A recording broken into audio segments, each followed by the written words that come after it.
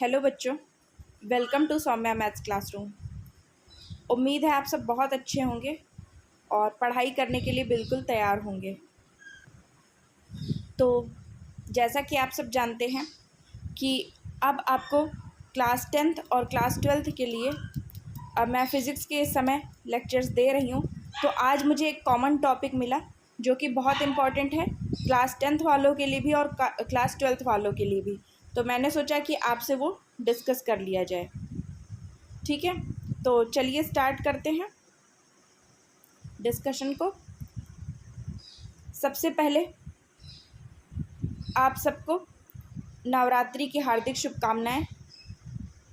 और जैसा कि आप सब जानते हैं कि आज से हिंदू नववर्ष का आरंभ होता है। आज चैत्र नवरात्र है, तो माता जी आपको ढेर सारा आशीर्वाद दें और आपके सारे एग्ज़ाम बहुत अच्छे जाएं। ठीक है, अब चलिए मूव करते हैं हम आगे। और हाँ, उसके पहले मैं आपसे एक रिक्वेस्ट करना चाहती हूँ कि अगर आपने अभी तक चैनल को सब्सक्राइब नहीं किया है तो प्लीज़ जल्दी से चैनल को सब्सक्राइब कर लीजिए। वीडियोस को ज़्यादा से ज़्यादा लाइक कीजिए और ज़्यादा से ज़्यादा शेयर कीजिए, यही हमारा मोटिवेशन है। तो स्टार्ट करते हैं हम अपना टॉपिक जो है प्रत्यावर्ती धारा जनित्र। मुझे आज आपको प्रत्यावर्ती धारा जनित्र ही पढ़ाना था क्योंकि ये एक कॉमन टॉपिक है जो कि बहुत इम्पॉर्टेंट है क्लास 10th और क्लास 12th के लिए। अब इसको क्या क्या कहते हैं और क्या इसकी कार्यविधि होती है, क्या इसकी संरचना होती है, एकदम आसान लैंग्वेज में आज हम ये सीखेंगे। सबसे पहले विद्युत जनित्र या डायनमो, ठीक है, इसे प्रत्यावर्ती धारा जनित्र के साथ साथ विद्युत जनित्र भी कहा जाता है क्योंकि हम इससे इलेक्ट्रिसिटी प्रोड्यूस करते हैं। आप जानते हैं प्रत्यावर्ती धारा क्या होती है, हमारी बिजली होती है, यानी कि इलेक्ट्रिसिटी होती है। और इसके अलावा इसे हम डायनमो भी कहते हैं। अब ये एक तरह की मशीन है जो यांत्रिक ऊर्जा को विद्युत ऊर्जा में बदल देती है। यांत्रिक ऊर्जा यानी कि जो हमारे यंत्र हैं, तो ये क्या होती है, एक प्रकार की मशीन। मशीन का मतलब क्या हुआ, यंत्र। यानी ये एक यंत्र है जो अपने अंदर की ऊर्जा को कन्वर्ट कर देता है किस तरह में, विद्युत की ऊर्जा में। यानी इसको जब हम स्टार्ट करते हैं तब हम क्या करते हैं, कुछ इसे ऊर्जा देते हैं और इसे स्टार्ट कर देते हैं और ये यंत्र चल करके अपने अंदर से विद्युत निकालने लगता है। अब आगे समझना है, प्रत्यावर्ती धारा जनित्र का कार्य फैराडे के विद्युत चुंबकीय प्रेरण के नियम के अनुसार चलता है। विद्युत चुंबकीय प्रेरण के बारे में आप लोग जानते होंगे और अगर नहीं जानते हो तो जल्दी से एक बार हम समझ लेते हैं। विद्युत चुंबकीय प्रेरण के नियम में फैराडे ने बताया था कि जब किन्हीं शक्तिशाली चुंबक के प्रभाव में, ठीक है, जो शक्तिशाली चुंबक होते हैं या कोई भी चुंबक होता है वो अपने आसपास के क्षेत्र में अपने आसपास के क्षेत्र में चुंबकीय प्रेरण को उत्पन्न करता है। यानी कि उसके आसपास क्या होता है, चुंबकीय क्षेत्र उत्पन्न हो जाता है जब उसके अंदर कोई चीज़ लगातार गति करती है। ठीक है, आपको ध्यान देना है, लगातार गति करने वाली चीज़, रुकनी नहीं चाहिए। चुंबक के चुंबकीय क्षेत्र के अंदर जब कोई चीज़ लगातार गति करती है तो उसके अंदर एक प्रकार का विद्युत वाहक बल उत्पन्न हो जाता है। विद्युत वाहक बल का मतलब है एक ऐसा बल जो विद्युत को वहन कर सकता है और उसी बल के प्रभाव के कारण या उसी बल से प्रेरित होकर एक धारा बहने लगती है। लेकिन ये धारा केवल तब तक बहती है जब तक कि उस वस्तु की गति बनी रहती है। तो इसीलिए जब हम जनरेटर को स्टार्ट करते हैं तो आपने देखा होगा एक हैंडल लगा होता है, वो हैंडल एक रॉड से जुड़ता है और उस रॉड को उस हैंडल के माध्यम से बहुत तेज़ी से घुमाया जाता है और अंदर जाकर उसी से एक कुंडली लगी होती है जो दो बहुत शक्तिशाली चुंबकों के बीच में घूमने लगती है और उसमें बहुत से फेरे होते हैं।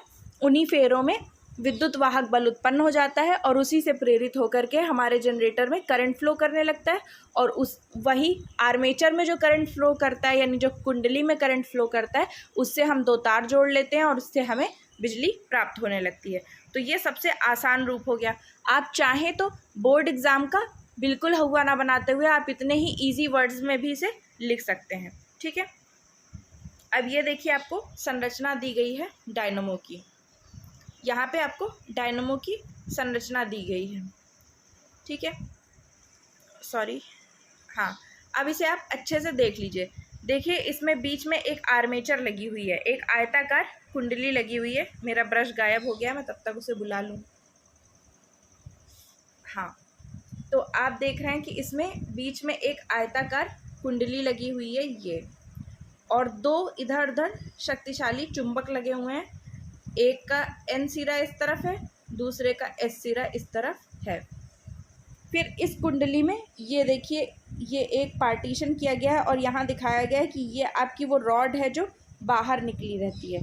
यहाँ पर आप देखेंगे कि ये देखिए दो कार्बन ब्रश लगे हुए हैं, ठीक है। ये दो कार्बन के ब्रश लगे हुए हैं, यानी ये पीतल की दो पत्तियां हैं, सॉरी तांबे की।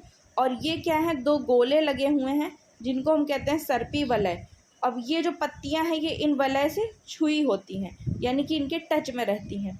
तो जब हम इसे घुमाते हैं तो साथ में ये भी घूमता है, ये हिस्सा सर्पी वलय वाला, और ये ब्रश इससे जुड़े होते हैं तो ये लगातार टच में रहते हैं। हाँ, अब ये होता है कि एक बार एक छल्ले के टच में एक ब्रश आता है, दूसरी बार दूसरे छल्ले के टच में दूसरा ब्रश आता है, और इन्हीं से होकर के ये देखिए हमारी धारा बहने लगती है, ठीक है। अब आप इस चित्र को समझ लीजिए, मैंने सबसे इजी चित्र ढूंढा है आपके लिए। आप चाहें तो इसी को तैयार कर सकते हैं अपने उसमें लिखने के लिए। अब आगे देखते हैं जनित्र के अंग। जनित्र में आपने देखा कि क्या क्या चीज़ें हैं। तो सबसे पहले क्या है, दो शक्तिशाली चुंबक हैं। आज मेरा ब्रश बार बार गायब हुआ जा रहा है। हाँ, तो सबसे पहले क्या है, दो शक्तिशाली चुंबक लगे हैं, फिर एक आयताकार कुंडली लगी है, दो सर्पी वलय लगे हैं और दो ब्रश लगे हैं। इतनी ही चीज़ें आपको इसमें दिखी होंगी। आपने देखा कि क्या क्या है, दो शक्तिशाली चुंबक हैं, एक आयताकार कुंडली है, दो सर्पी वलय हैं और दो ब्रश हैं। तो इस तरह से हमारी जो जनित्र है वो बना है इन चीज़ों के माध्यम से, ठीक है। अब इसके बाद में जनित्र के प्रमुख अंगों के बारे में समझ लीजिए कि ये क्या क्या काम करते हैं, ठीक है। सबसे पहले, फिर गायब हो गया ब्रश। सबसे पहले इसमें एक शक्तिशाली चुंबक होता है, ठीक है। अब इसमें शक्तिशाली चुंबक को एक दिखाया गया क्योंकि एक तरफ इसका एन सिरा दिखा दिया गया, दूसरी तरफ एस सिरा दिखा दिया गया, ठीक है। तो एक शक्तिशाली चुंबक होता है जिसे चित्र में NS द्वारा दर्शाया गया है। इस चुंबक द्वारा चुंबकीय क्षेत्र उत्पन्न किया जाता है। अब एक चुंबक ऐसे रखा है, एक चुंबक ऐसे रखा है, कुछ हिस्सा इसका चुंबकीय क्षेत्र उत्पन्न हो जाएगा, कुछ हिस्से में इसका, यानी कुल मिला के ये पूरे हिस्से में चुंबकीय क्षेत्र को उत्पन्न कर देंगे, ठीक है। फिर कुंडली भी इसी में घूमती है, यानी इसी के अंदर हमने क्या कर दिया, ऐसे करके अपनी कुंडली लगा दी। इसमें एक आयताकार कुंडली होती, तो वो मैंने आपको बता दिया, एक आयताकार ये हमने कुंडली लगा दी। यह नर्म लोहे की क्रोड पर तांबे के अनेक फेरों को लपेटकर बनाई जाती है और इसे आर्मेचर कुंडली कहते हैं। अब ये चीज़ आपको ध्यान रखना है, नर्म लोहे की क्रोड होती है, यानी बहुत ही मुलायम लोहे की कई सारी पत्तियाँ होती हैं जिनको एक के ऊपर एक रखकर बनाया जाता है इसे, और उसके बाद में इसमें तांबे के तारों के असंख्य फेरे लपेट दिए जाते हैं जिससे ये तैयार होती है, और इसको हम कहते हैं आर्मेचर कुंडली, ठीक है। अब उसके बाद में आर्मेचर कुंडली के सिरों पर तांबे के तार होते हैं, उसके सिरे दो धातु के छल्लों से जुड़े होते हैं। अब आपने देखा था कि ऐसे दो चुंबक थे, बीच में आयताकार कुंडली थी, और यहाँ से जो तार आए थे वो तार क्या थे, धातु के दो छल्लों से जुड़े हुए थे जो यहाँ पर ऐसे ऐसे लगे हुए थे, ठीक है।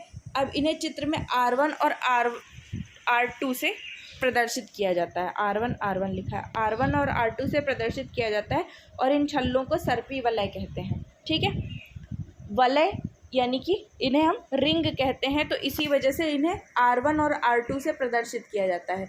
ये आपके सर्पी वलय कहलाते हैं। अब सर्पी वलय जो होते हैं वो तांबे की बनी दो छोटी छोटी प्लेटों से संपर्क करते हैं। ऐसे करके दो प्लेट बनी हुई थी, इन प्लेटों का संबंध उस परिपथ से होता है जहां विद्युत धारा पहुंचानी है। अब मैंने दिखाया था यहाँ पे परिपथ बना हुआ था ऐसे करके, यहाँ पे रेजिस्टेंस लगा था ऐसे, ठीक है। और इन्हें ब्रश कहते हैं। चित्र में B1 और B2 ब्रश हैं, जैसे ये R1 है, R2 है, तो यहाँ पे B1 ब्रश है और ये वाला B2 ब्रश है, ठीक है। तो ये चीज़ें हो गई जो हमारे जनित्र के प्रमुख अंग थे। अब इसके बाद में कार्यविधि क्या है। कार्यविधि मैंने आपको सरल शब्दों में पहले ही समझा दी है। मैंने बताया था कि जब क्या करते हैं, उन दो शक्तिशाली चुंबकों के बीच में जब हम अपनी आर्मेचर को तेज़ी से घुमाते हैं तो हमारी आर्मेचर के अंदर एक प्रकार का विद्युत वाहक बल उत्पन्न हो जाता है, और उसी विद्युत वाहक बल के उत्पन्न होने से धारा बहने लगती है। अब इसको आप चाहें तो इस चीज़ को आप सिद्धांत में लिख सकते हैं, ठीक है। ये चीज़ आप सिद्धांत में लिखिए, बहुत अच्छा आपका आंसर तब तैयार होगा जब सबसे पहले आप लिखिए कि जनित्र होता क्या है। पहले ये लिखिए प्रत्यावर्ती धारा जनित्र, और नीचे 2 लाइनों में 3 लाइनों में समझाइए कि एक ऐसी मशीन है जो यांत्रिक ऊर्जा को विद्युत ऊर्जा में बदलती है। फिर लिखिए प्रत्यावर्ती धारा जनित्र का सिद्धांत, या फिर पहले चित्र बना दीजिए। पहले लिखिए प्रत्यावर्ती धारा जनित्र के चित्र बनाइए, चित्र के नीचे एक हेडिंग डालिए अंग में लिखिए और उनका क्या काम है, जैसे 4 मैंने आपको बताए उनको लिखिए। उसके बाद नीचे लिखिए प्रत्यावर्ती धारा जनित्र का सिद्धांत। उस सिद्धांत में लिखिए कि जब कुंडली शक्तिशाली चुंबकों द्वारा उत्पन्न किए गए चुंबकीय क्षेत्र के अंदर घूमती है तो उसमें एक प्रकार का विद्युत वाहक बल उत्पन्न हो जाता है, और इसी विद्युत वाहक बल के से प्रेरित होकर के एक धारा बहने लगती है। तो यही प्रत्यावर्ती धारा जनित्र का सिद्धांत है। यानी कि अगर आपसे कोई पूछे कि काम कैसे करता है प्रत्यावर्ती धारा जनित्र, तो आप ये चीज़ बताएंगे, ठीक है। अब इसके बाद में आती है बात कार्यविधि की। तो कार्यविधि में हम क्या करते हैं, उसी चीज़ को सूक्ष्मता से समझते हैं। जैसे आर्मेचर कुंडली को हमने नाम दे दिया ABCD, ठीक है। जैसे कि ये आपकी आर्मेचर कुंडली थी, तो इसमें हमने किसी चीज़ को ABCD, आयताकार है तो चारों कोनों को इसमें ABCD नाम दे दिया गया, तो इस कुंडली का नाम हो गया ABCD। जब इसे घुमाया जाता है तो इससे होकर गुजरने वाली चुंबकीय फ्लक्स रेखाओं में परिवर्तन होता रहता है। अब देखिए, इधर एक आपका चुंबक है, एक चुंबक इधर लगा है, ठीक है, और यहाँ पे क्या है, पूरा चुंबकीय क्षेत्र उत्पन्न हो गया है। अब चुंबकीय क्षेत्र जहाँ पे उत्पन्न होता है, आपको पता होगा कि उस जगह पर क्या होता है, फ्लक्स रेखाएँ बन जाती हैं, ठीक है। तो मान लीजिए ये फ्लक्स रेखाएँ थी, तो ये फ्लक्स रेखाएँ जा रही हैं। अब इस कुंडली को जब आप घुमाएंगे तो क्या होगा, ये फ्लक्स रेखाओं को लगातार काटेगी, यानी कभी ये क्षैतिज हो जाएगी। जब क्षैतिज होगी तो क्या होगा, फ्लक्स रेखाएं इसके ऊपर और उसके नीचे से गुजर जाएंगी, और जब ये कभी खड़ी हो जाएगी, जब ये ऐसे खड़ी हो जाएगी तो क्या होगा, फ्लक्स रेखाएं पूरी इसके अंदर से गुजरने लगेंगी। तो इसका मतलब क्या है कि कुंडली में से बद्ध चुंबकीय फ्लक्स रेखाओं में क्या होगा, लगातार परिवर्तन होगा। अब इसी के कारण क्या होगा, एक धारा प्रेरित हो जाएगी। जब कुंडली को दक्षिणावर्त घुमाया जाता है, दक्षिणावर्त मतलब दाईं तरफ, किस तरह से हम घुमाएंगे, जिस तरह से हमारी घड़ी चलती है, ठीक है, 12 के बाद 1, 1 के बाद 2, तो आप जानते हैं, देखिए 12 यहाँ होता है, 1 यहाँ होता है, 2 यहाँ होता है, तो ऐसे करके चलती है घड़ी। तो जब हम दक्षिणावर्त घुमाते हैं तो क्या होता है, तब भुजा AB ऊपर उठ जाती है। तो जब पहले दक्षिणावर्त घुमाएंगे, अब इन्होंने क्या किया है, A को इधर माना है और B को इधर माना है। जब दक्षिणावर्त घुमाएंगे तो ये भुजा पहले ऊपर उठ जाएगी और भुजा CD नीचे की ओर चली जाएगी। तब परिपथ में एक विद्युत धारा उत्पन्न हो जाएगी जो ब्रश B2 और B1 की ओर वापस जाती है, ठीक है। और इस धारा की प्रत्येक आधे चक्कर में दिशा बदलती रहती है, इसीलिए इसे प्रत्यावर्ती धारा कहते हैं। तो अब आइए एक बार चित्र पर पीछे जा कर के समझते हैं इसे कि कैसे क्या होगा। देखिए, यहाँ पर हम समझते हैं, ये देखिए है भुजा आपकी AB, ठीक है। अब सबसे पहले आपने क्या किया, इसे दक्षिणावर्त घुमाया, ये देखिए घूर्णन की दिशा दक्षिणावर्त ही दिखाई गई है ऐसे करके, ठीक है। तो आपने इसे ऐसे घुमाना चालू किया तो सबसे पहले ये भुजा ऊपर आ गई और ये वाली भुजा नीचे चली गई। तो इस स्थिति में क्या हुआ कि धारा इस तरह से उत्पन्न हुई कि धारा की दिशा क्या हुई, B2 से B1 की ओर होगी, क्योंकि जिस भी तरह से होगी B2 से धारा B1 की तरफ बहेगी।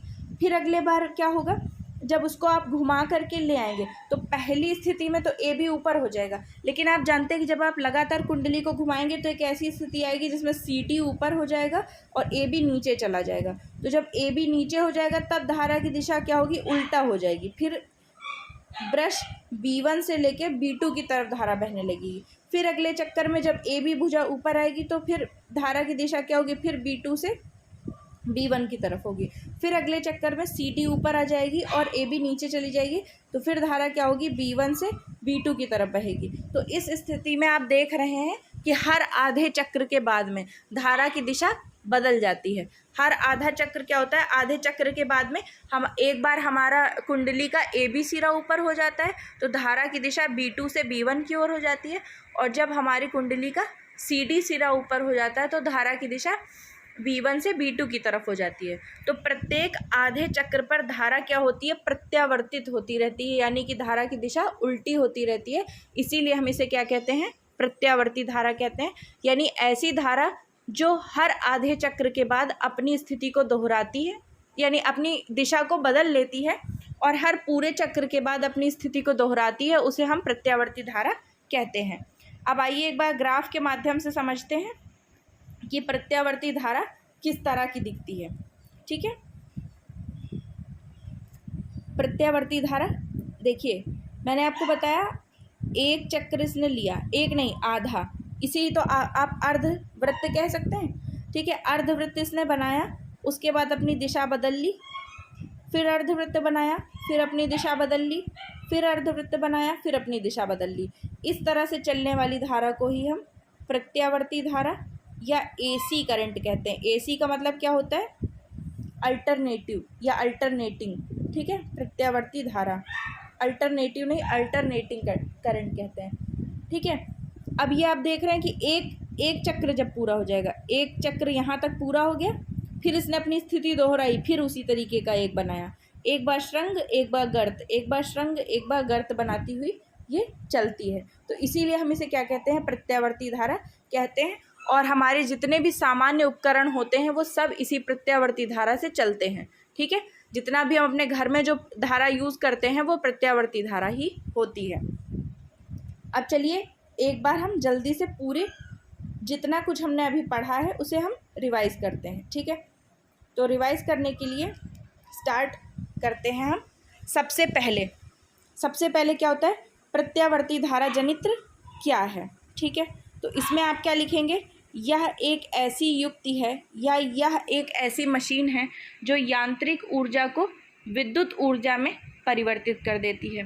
फिर इसके बाद में प्रत्यावर्ती धारा जनित्र का चित्र, तो चित्र मैंने आपको बता दिया है कि ऐसे क्या होता है, एक इधर चुंबक है, एक इधर, ये चुंबक का N सिरा है, ये चुंबक का S सिरा है, इसके बीच में एक आर्मेचर लगी हुई है, यहाँ से दो वलय लगे हुए हैं और दोनों से एक ब्रश लगा है और यहीं से एक परिपथ जुड़ा है। इतना हो गया आपका चित्र। ठीक है, और उसके बाद में प्रत्यावर्ती धारा जनित्र के अंग। अब अंग में क्या लिखेंगे, एक शक्तिशाली चुंबक होता है, इसमें एक आर्मेचर होती है। ठीक है, और इसमें दो वलय होते हैं जिन्हें हम सर्पी वलय कहते हैं, और इसके अलावा दो तांबे की पतली पत्तियां होती हैं जिन्हें हम कहते हैं ब्रुश। ठीक है, इसके बाद में इनका काम क्या होता है, शक्तिशाली चुंबक का काम होता है एक ताकतवर चुंबकीय क्षेत्र को उत्पन्न करना जिसमें हमारी आर्मेचर घूमती है। बहुत इजी शब्दों में लिखिए, आपको बुकिश लैंग्वेज लिखने की कोई ज़रूरत नहीं है। ठीक है, मैंने हमेशा इसी तरीके लिखा था।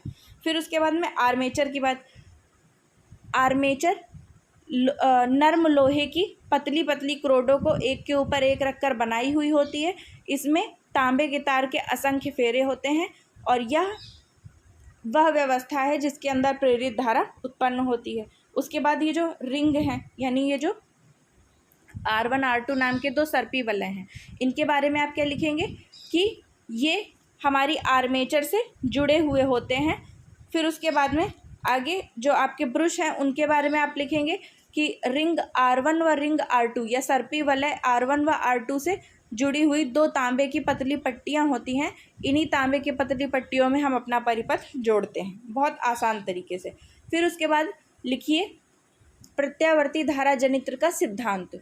तो सिद्धांत में आप क्या लिखेंगे कि हम जानते हैं कि शक्तिशाली चुंबक के चारों ओर एक प्रकार का चुंबकीय क्षेत्र उत्पन्न हो जाता है। जब इस चुंबकीय क्षेत्र के भीतर कुंडली को लगातार घुमाया जाता है तो उसके अंदर एक प्रेरित विद्युत वाहक बल उत्पन्न हो जाता है। इसी प्रेरित विद्युत वाहक बल के उत्पन्न होने के कारण कुंडली में एक प्रेरित धारा उत्पन्न हो जाती है जो प्रत्येक आधे चक्र के बाद अपनी स्थिति को बदलती रहती है, इसी कारण हम इसे प्रत्यावर्ती धारा कहते हैं। ठीक है, और यह युक्ति प्रत्यावर्ती धारा जनित्र कहलाती है। फिर इसके बाद में आगे आपको क्या लिखना है, प्रत्यावर्ती धारा जनित्र की कार्यविधि। तो कार्यविधि में आप कायदे से लिख सकते हैं कि जब हम कुंडली को दक्षिणावर्त घुमाते हैं तो भुजा ए बी ऊपर आ जाती है तथा सी डी नीचे की ओर चली जाती है। इस स्थिति में हम देखते हैं कि हमारी धारा की दिशा रिंग R2 से रिंग R1 की तरफ होती है। आधा चक्र पूरा होने के बाद जब हमारी भुजा सी डी ऊपर आ जाती है एवं ए बी नीचे चली जाती है, तो इस स्थिति में हमारी धारा की दिशा R1 से R2 की ओर होती है। तो इस प्रकार हमें प्रत्येक आधे चक्र पर धारा विपरीत दिशा की प्राप्त होती है, इसी कारण हम इसे प्रत्यावर्ती धारा कहते हैं। बस यही चीज़ थी आपके रिवीजन में। अब इसके बाद में आपको बेस्ट ऑफ लक बोलना है मुझे, क्योंकि आपका एग्ज़ाम बहुत अच्छा हो।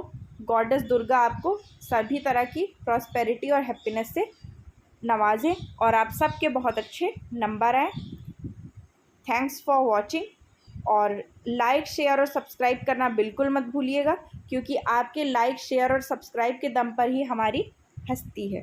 क्योंकि आप जानते हैं कि बहुत ज़्यादा मेहनत करनी पड़ती है आपके लिए वीडियो बनाने के लिए, और अपने बहुत सारे और कामों के बीच से समय निकाल करके आपके लिए वीडियो लगातार बनाए जा रहे हैं।